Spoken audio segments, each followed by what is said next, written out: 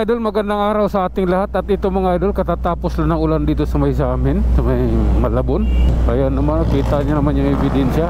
Malakas kanina ang ulan pati kagabi. So dito sa amin mga idol, wala ng summer.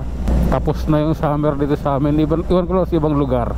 Kasi dito, ito na eh, tag-ulan na eh.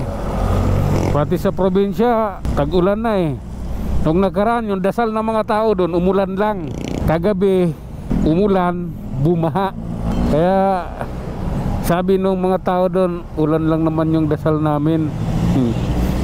Bakit may baha?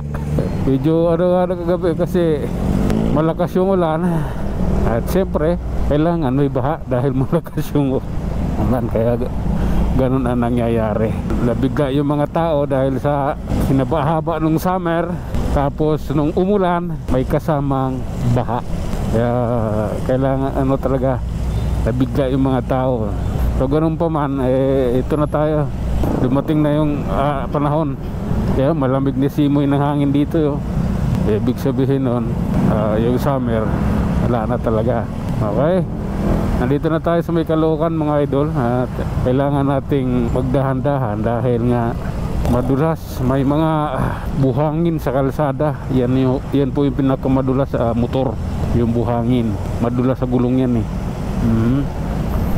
Plus tubig.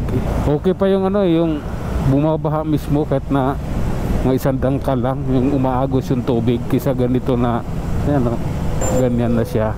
Okay, alalay lang tayo mga idol kasi medyo traffic na din dito. Approaching ano na tayo, circle na Caloocan. Kaya ramdam natin yung traffic. Okay, tuloy-tuloy lang tayo mga idol. Ayan, habang yung ibang jeep nagbababa yung ng pasayro, yung iba tapos na. Dito tayo dadaan sa gilid nila.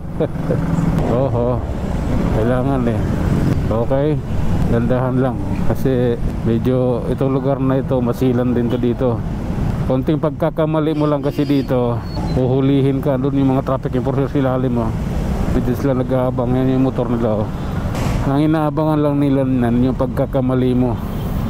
Yan ang reality ng isang traffic enforcer. Okay, tandahan dahil ito na yun, pinaka delikadong parte. Okay, diretso na tayo mga idol. Nasa side na tayo. Tulad na sinabi ko, ang delikadong parte ng pagmamaliho mo ay pagkaingatan mo. Okay, alalay lang tayo dahil sa tao lala ay pagpatuloy haray. Opya, wing ban ito. Ito yung tinatawag na wing ban. Bakit kunyeta na yan? Okay naman yung kalsada, bakit hinukay? Lalagay ata ng ano, daanan ng tubig. Tatagulan na kasi, kailangan ng ano. Muntik na. Opya. Okay. Yung dumaan ka na kung saan-saan, pero paglabas mo nakasalubong mo kariton. Businahan mo na sa harap mo. Ko hihintay kami. Kaya kami patakbo para malagpasan namin yung ano ng stoplight. Tapos yung sinusundan mo parang wala lang. Hindi yan pwede. Traffic dito mga idol. Bakit kaya? Binaha ba? Baha lang dapat traffic dito. Pag walang baha, walang traffic. Masikip. Yan, jeep at taxi, maganda yan.